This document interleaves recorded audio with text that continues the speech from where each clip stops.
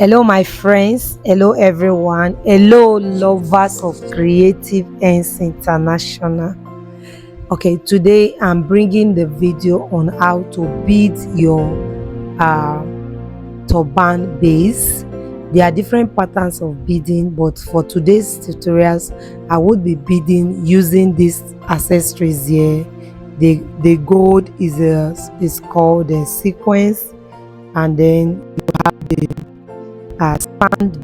sand bead, and then we have the needle. It has its own type of needle that you use for it, and then that's straight also. So this is called yes, that's the invisible thread, and you can also see the needle. So after beading, this happened to be the result of my work. So I was even supposed to like show you before and after the beading. You just see the transformation. But one thing you should know is that you just have to learn how to bead, because beading of turban base and even the body of the turban is trending. So you just have to learn it. So I'll be talking about this very simple one for beginners today. All right, so my cap is ready. My cap is ready. I am done sewing. I have the base prepared. The cap is covered. All the pleat is showing. So I will work with what I have showed you: the sequence, the sand bead, the invisible thread, and then the beading needle. All right. So what I do is I'll start my beading. I'll first of all pass my needle from the inside of the cap. Don't worry, I'm going to show it very clear to you, but let me just explain first.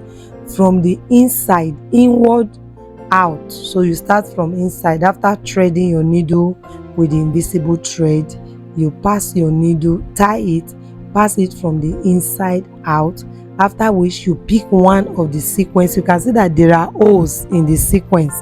So you pick one of the sequence, use the needle. This is the needle. You use it to pass through the hole of the sequence and then place it flat. Then you use your sand bead, because normally for you to hold the sequence down, you need to use the needle and thread. So you are supposed to move from one hole to the next hole to be able to hold it down. But one thing is that if you are moving without adding sand bead or any other type of bead, it will just be showing the thread. So you need to cover the thread. So that is why when you put the sequence down like this, you will pick your sand bead.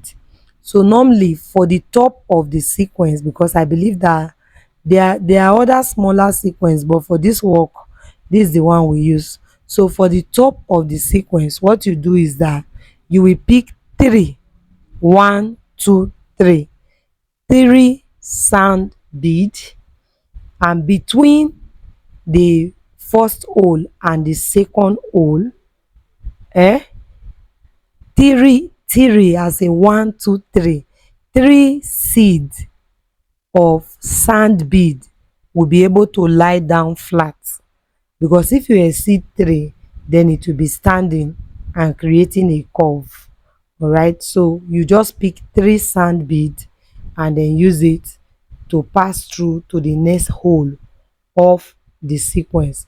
Then to give a little distance for this particular work I did, to give a little distance, after putting the 3 sequence on the second hole, you come up like I did now. Then you use another 3 sequence without you use another 3 sequence without another 3 sand bead, I'm sorry, without the sequence. So you are going to create a movement. So it is you that will determine the distance of your movement. It can be 3 bead, it can be 5, it can be 8, whatever length of movement you want will determine how close your sequence bead will be. All right. So we just move and continue it like that. What you have to be careful with is making sure that while you are passing the needle through the hole like this, you are not coming back on the same hole. If you do, it will lose. So you just come back very close to the edge of the sequence, and then you pick 3 beads. Like I said, either you use 3, you use 5, you use 8. It's 18 of choice, but you just ensure it's lying flat, and then you go down and then come up almost from the same point. Of course it cannot be the same point, but almost from the same point, and then you put another uh, sequence on it, and then just the normal movement. But just take note that on top of your sequence, it can only contain 3 sand beads. That's the highest.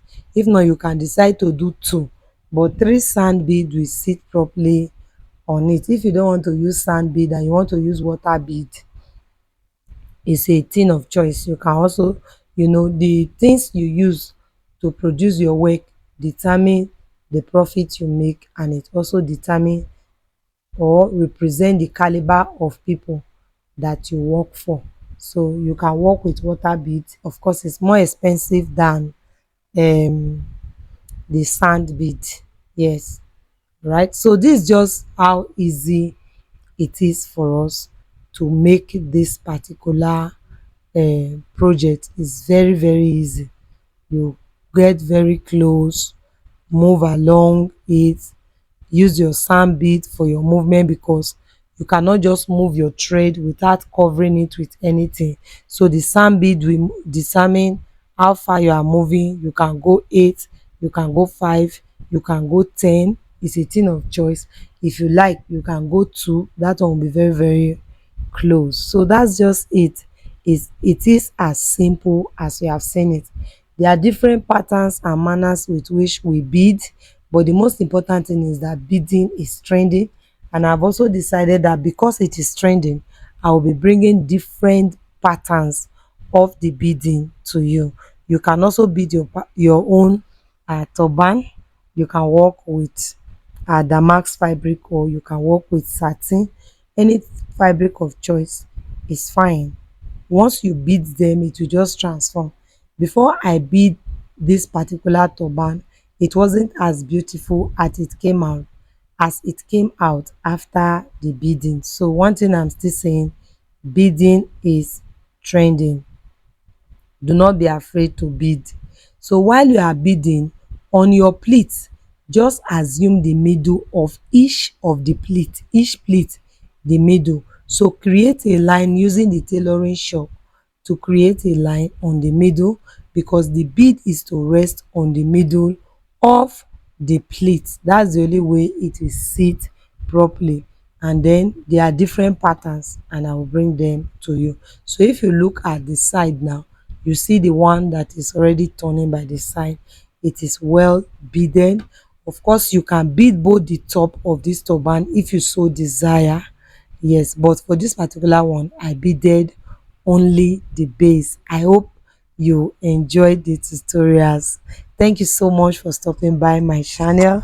I'll see you in my next video, and don't forget to subscribe.